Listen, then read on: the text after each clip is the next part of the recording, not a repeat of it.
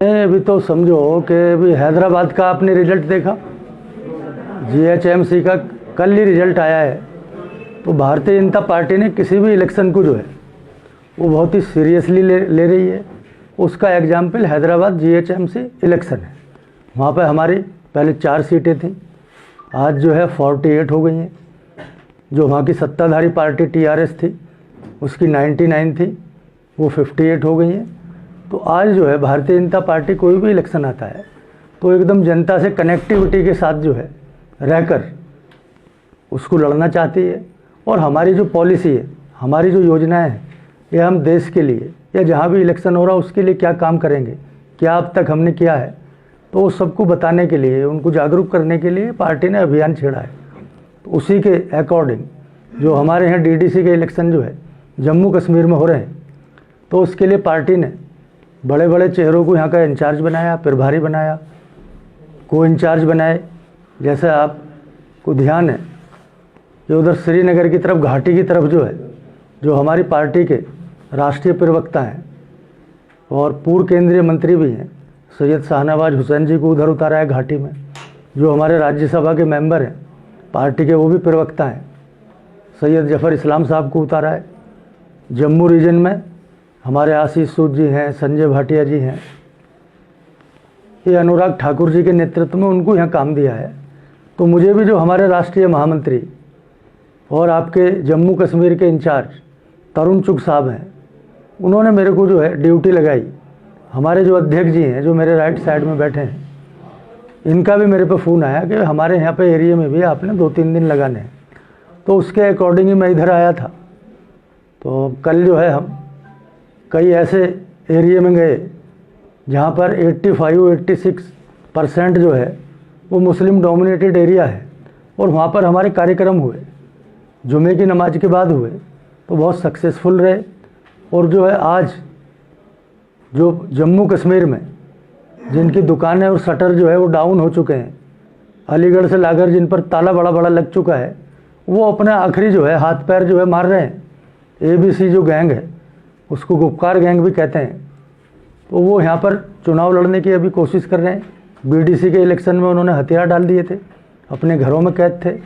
अभी पिछले 9 महीने से कोरोना की जो है एक वबा चल रही है पूरे देश में, तो यहाँ पर भी उन्होंने एबीसी गैंग ने जो है किसी की खिदमत नहीं की, किसी की सेवा नहीं की। उस टाइम पर भारतीय जनता पार्टी के कार्यकर्ताओं ने घर घर जाकर लोगों को जागरूक करा, कोरोना के बारे में भी बताया, और पार्टी की जो हमारी पॉलिसीज़ हैं उनको भी आगे रखा।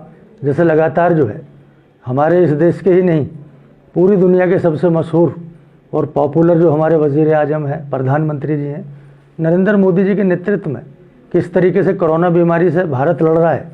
और अभी आपने देखा होगा आपके चैनलों और मीडिया के माध्यम से, मैंने भी सुबह न्यूज़ देखी कि जैसे जल्दी हमारे इस देश में वैक्सीन भी आने वाली है। तो जिस तरीके से काम चल रहा है, और मैंने जैसा यह माहौल देखा है, जैसे हमारे भारतीय जनता पार्टी के जो है कर्मठ कार्यकर्ता घर घर जाकर पार्टी की रीति नीति बता रहे हैं, तो इस डीडीसी इलेक्शन में भी हम भारी बहुमत से जीतने वाले हैं। मुझे उम्मीद ही नहीं, पूरा यकीन है कि अभी जो हमारे 2 फेज़ के इलेक्शन हुए हैं, वहाँ पर भारतीय जनता पार्टी के हक में राय दहिंदगान हुआ है, उसके फेवर में वोट डाले गए हैं। और आने वाले जो और फेसिस हैं उसमें और ज़्यादा तेज़ी के साथ भारतीय जनता पार्टी के उम्मीदवारों के पक्ष में मतदान होने वाला है। क्योंकि लोग समझ गए हैं कि जिन्होंने 60-70 साल में सिर्फ हमारा बेवकूफ़ बनाने का काम, क्या किसी ने रोका था कि उनको बिजली पहुंचाने के लिए? क्या किसी ने रोका था उनको सड़क बनाने के लिए?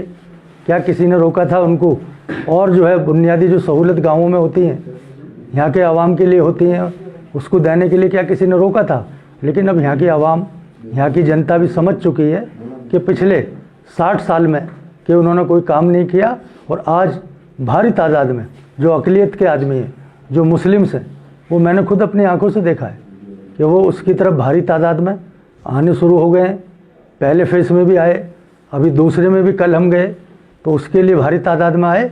और आने वाले फेसिस के लिए पूरी तरीके से जो अक़लियत के वोट हैं वो भी भारतीय जनता पार्टी के हक में आने वाले हैं। उसका सबसे बड़ा रीज़न जो है, क्योंकि जब से यूनियन टेरिटरी हुआ है तो सब टकटकी लगाकर जो है दिल्ली की तरफ देख रहे हैं, और दिल्ली से डायरेक्ट जो है जो जिला की सरकार हमारी बनेगी, जो हमारे चेयरमैन बनेंगे, वो डायरेक्ट जो है वो जनता के हित में पैसे खर्च करेंगे। अभी तक उन्होंने अपनी जेबें गर्म की थी, और जो हमारा नारा है सबका साथ सबका विकास सबके विश्वास का, उनका क्या नारा था पहले 50-60 साल कि मेरा साथ दो, मेरा साथ मेरा विश्वास, वो इस पे चलने वाली पार्टियां थी। आज उन सबकी जो है दुकानें बंद हो चुकी हैं, उनको कोई वोट डालने वाला नहीं है। ये आखिरी उनकी छटपटाहट है जो डीडीसी के इलेक्शन में वो भी ख़त्म होने वाली है। ये सब मैंने अपनी आंखों से देखा है। बाकी जो आपके क्वेश्चन होंगे वो हम उसका जवाब देने की कोशिश करेंगे। बयान आया था रविंद्र रैना जी का कि हम यहाँ पर टीका लगवाएंगे मुसलमानों से, उनके ऊपर अगर नहीं लगाएंगे तो डंडे चलाएंगे। तो आप एक मुसलमान हैं, तो आपने टीका क्यों नहीं लगाया? नहीं, मैंने ऐसा कोई उनका बयान सुना नहीं, ना मैंने देखा नहीं है, और ना कभी भी हमारे कोई भारतीय जनता पार्टी का जो हमारे राष्ट्रीय प्रवक्ता हैं, जो हमारे प्रधानमंत्री जी हैं, जो राष्ट्रीय अध्यक्ष जी हैं, हम उनको फॉलो करने वाले हैं। ऐसा कभी कोई बयान ना मैंने सुना है ना देखा है। कोई मीडिया में कुछ गलत फहमी हुई होगी, ऐसा मैंने नहीं सुना। सर, आप ऑल इंडिया माइनॉरिटी मोर्चा के वाइस प्रेसिडेंट हैं। अगर माइनॉरिटीज़ की बात की जाए तो जितने भी हिंदुस्तान में माइनॉरिटीज है उनको सेंट्रल गवर्नमेंट जो है डिपार्टमेंट में रिजर्वेशन नहीं मिल रही है। अगर देखा जाए तो शेड्यूल कास्ट होते हैं, शेड्यूल टाइप, यहाँ तक कि ओबीसी को चांस दिया गया, लेकिन माइनॉरिटीज के लिए कोई ऐसी स्कीम्स अभी भारतीय जनता पार्टी ने नहीं निकाली।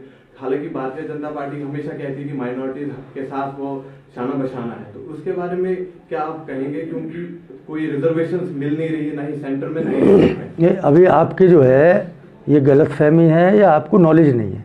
जो मंडल कमीशन है, मंडल कमीशन में जो है जो 27% ओबीसी को जो है वो रिजर्वेशन जो है वो मंडल कमीशन से मिला है।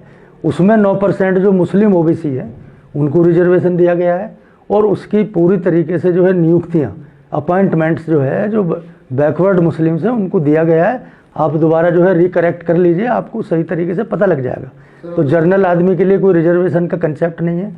और जो ये गैंग वाली पार्टी हैं, इन्होंने अपने अपने स्टेटों में कई दफ़े देने की कोशिश की, तो उसको हाई कोर्ट और सुप्रीम कोर्ट ने रद्द किस लिए कर दिया कि कोई भी रिजर्वेशन जो 51% से ज़्यादा हो नहीं सकता। ऑलरेडी 51% रिजर्वेशन इस देश में मंडल कमीशन के थ्रू लागू है। सर, आपने सबका साथ सबका विकास और सबका विश्वास की बात की, तो जम्मू कश्मीर के लोगों के साथ क्यों विश्वास तोड़ा जा रहा है? क्योंकि जब आर्टिकल 370 तोड़ा गया था तो ये बताया गया था कि यहाँ पे जॉब्स आएंगी, यहाँ पे विकास होगा, तो अभी तक हमें देखने को कुछ नहीं मिल रहा।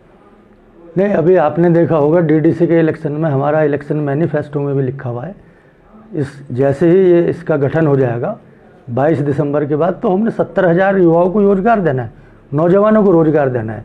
और जो 370 और 35 की आप बात कर रहे हैं, उसका बेनिफिट जो है वो यहाँ की जनता के लिए नहीं मिलता था। ये जो एबीसी और गुपकार गैंग है उसका फ़ायदा वो उठाते थे, वो अपने रिश्तेदारों को, अपने परिवार को उसका रोजगार देते थे, उनका ही उसमें पूरी तरीके से जो है फ़ायदा होता था, किसी आम आदमी का उसमें फ़ायदा नहीं होता था। उसके हटाने के पीछे ये बहुत बड़ा लॉजिक है। सर, डेली वेजर्स और वीडीसी मेंबर्स अभी सड़कों पर हैं, तो उनके लिए भारतीय जनता पार्टी क्या कर रही है? नहीं, मैंने किसी को नहीं देखा कि वो सड़क पर है, क्योंकि अभी तो इलेक्शन चल रहा है, तो हर कार्यकर्ता सड़क पर है, सब आदमी सड़क पर ही है। इससे पहले भी अभी फॉरेस्ट डिपार्टमेंट की तरफ से अभी प्रोटेस्ट किया गया, उनको सैलरी नहीं मिल रही है। नहीं, कुछ ऐसा हमारे संज्ञान में आएगा तो उनके हक में हम जरूर काम करेंगे। सर, अभी कुछ दिनों पहले यहाँ पर एक अलायंस बनाया गया है कांग्रेस और नेशनल कॉन्फ्रेंस, और खास करके 2 ही जगहों पे जहाँ से शक्तिराज परिहार जी खुद चुनाव के लिए खड़े हुए हैं, गुंदना और मरमत में। जब उन्होंने वहाँ से कहा कि ये अलायंस जो है वो शक्तिराज जी के लिए भारी पड़ेगा, इसके बारे में आप क्या कहते हैं? कितना लगता है आपको कि आपके हक में ये इलेक्शन जा रहे हैं? नहीं, भारतीय, जैसे मैंने आपको बताया, एबीसी जो गैंग है, आप एबीसी गैंग समझो कि जैसे कहीं से भी आप पहले बिल लिया करते थे, तो पहले वाले बिल के नीचे एक कार्बन कॉपी होती थी, फिर उसके नीचे एक दूसरी कार्बन कॉपी होती थी। तो ए का मतलब है कि कांग्रेस वाले का पहला पेज, फिर उसकी कॉपी करते करते जो नेशनल कॉन्फ्रेंस आ गई, फिर उसकी कॉपी करके वो दूसरी कलम दबात वाली आ गई। तो ये जितना भी गैंग है, ये ABCD वाला जो गैंग है, ये अब कहीं टिकने वाला नहीं है। और जो शक्तिराज परिहार जी को मैं जानता हूँ, वो हमारे पुराने दोस्त हैं, मित्र हैं, वो दोनों जगह भारी बहुमत से जीतने वाले हैं। वो दो नहीं, तीनों अपना अलायंस कर लें, उससे कुछ बिगड़ने वाला नहीं है। अभी हमारा जनता ने क्या तय करा है कि हमने अपने उम्मीदवार को 51% वोट देने हैं, बाकी कहीं भी बट जाए हमें उससे कोई लेना देना नहीं। 51% वोट हमारे DDC इलेक्शन में भारतीय जनता पार्टी के कैंडिडेटों को मिलने वाले हैं। सर क्या आपको नहीं लगता जम्मू कश्मीर में 4G का जो है शुरू किया जाए? 4G काफ़ी ज़्यादा दिक्कतें स्टूडेंट्स को आती हैं, आम मीडिया को भी देखा जाए तो अभी मैंने लाइव किया लेकिन लाइव नहीं चल पाया।